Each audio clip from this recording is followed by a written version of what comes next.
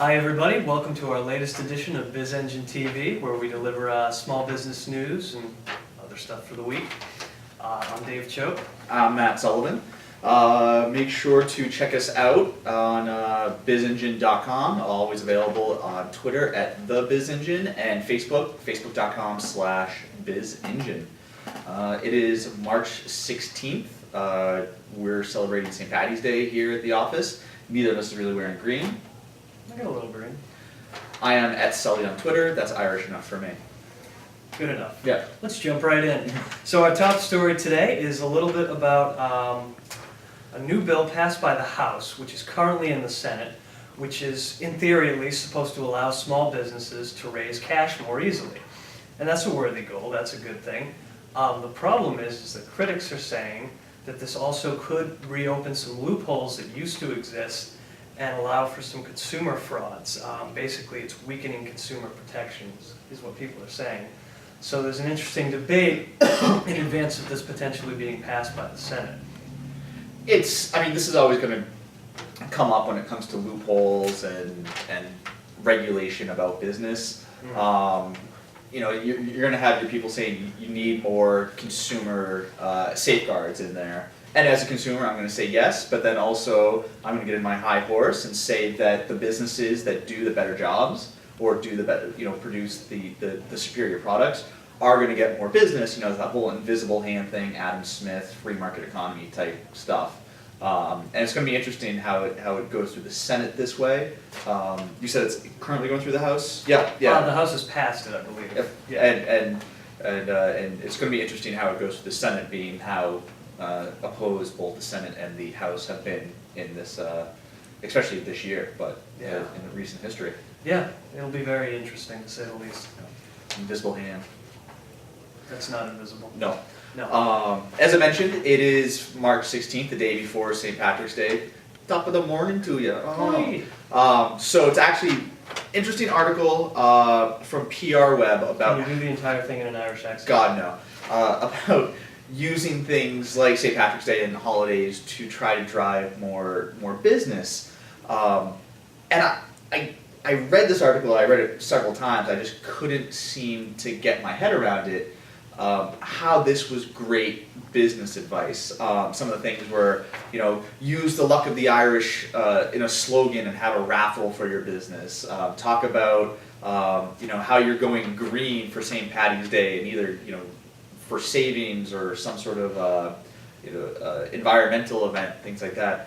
And I was reading the bio of the author, and it escapes my name here, and he's obviously a successful businessman. He's done this before, but this just seems like bottom of the barrel sales and marketing tactics. And as a consumer, it's a little insulting that a business thinks that if they put top of the morning or luck of the Irish or eat my Lucky Charms, something like that in advertising, that suddenly I'm going to be pouring through the door. But then again, as every year we see President's Day, Memorial Day, all these car sales, but I just don't see it. Would love to have comments about whether or not using slogans or holiday-specific messaging to trick customers into your business actually works. I think the issue here is too, St. Patty's Day isn't really a consumer holiday unless you're talking about beer and other drinking paraphernalia and green stuff. So it's not like Valentine's Day where you can put some roses out at your front desk. It's not like Christmas where you can sell ornaments. People love that stuff. It's not the most marketable holiday for small businesses. So I think the low-hanging fruit doesn't really apply here. Yeah. I also love how, you pointed out beer, bars, things like that. There is a burgeoning, decorations. From our office, you can see the paper shamrocks up everywhere. But it's amazing how you turn something green and it's suddenly Irish cuisine. Outside of corned beef and cabbage, I'm sure not many people could point at a dish and say that's Irish, but you make it green, like a shamrock shake, it's obviously Irish. So it's people are stretching a little bit to get business. Love to hear if it actually works for people. He gets worked up about his heritage. That's a pirate. That's a pirate. Yeah. I'm sick of these stereotypes. I'm going to finish my beer and go fight someone about it. Yeah, I think you should. Yeah. I really do. And to get off the rant here, we move on to our next story, which comes to us from the New York Times, which is kind of funny because it's about the New York Times Company. It's about small business contracts from the federal government, set aside specifically for small businesses, going to big businesses, ones that do not fit the definition of a small business at all, and included among these are the New York Times Company. So what's interesting here is the federal government for years now has not met its obligation to set aside a certain portion of loans that it has allocated to small businesses.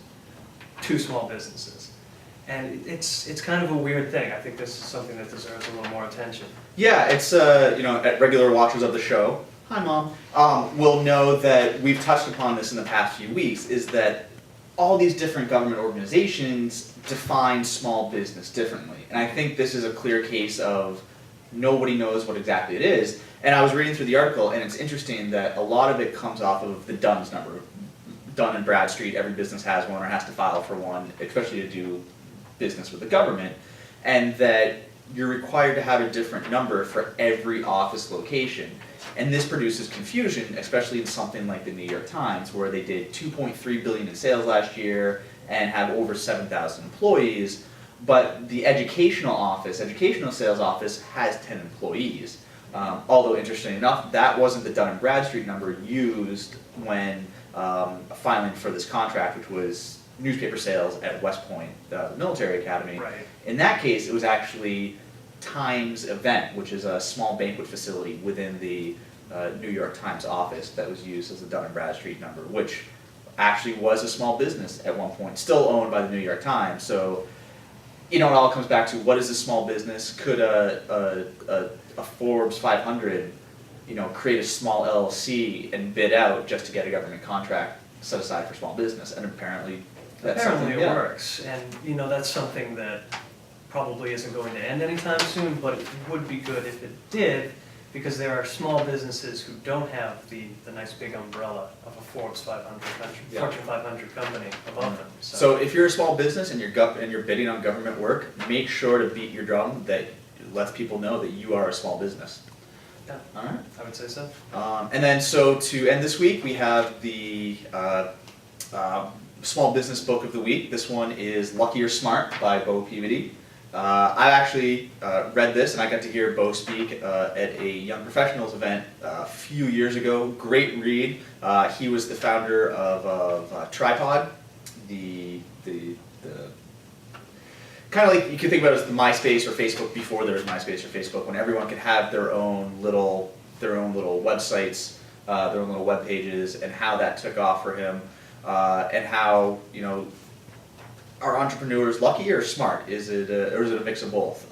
He always, and I love this because I take it to heart, he was never an A student, and he always believes that the best entrepreneurs are the B students, the ones who are smart enough and can work hard, but kind of get distracted and go in and can do a bunch of things in a bunch of different areas and aren't so focused on getting that 100, but are moving on to the next thing, but still doing that first thing well. And maybe a little susceptible to shiny objects. Yep. A little bit. Ooh.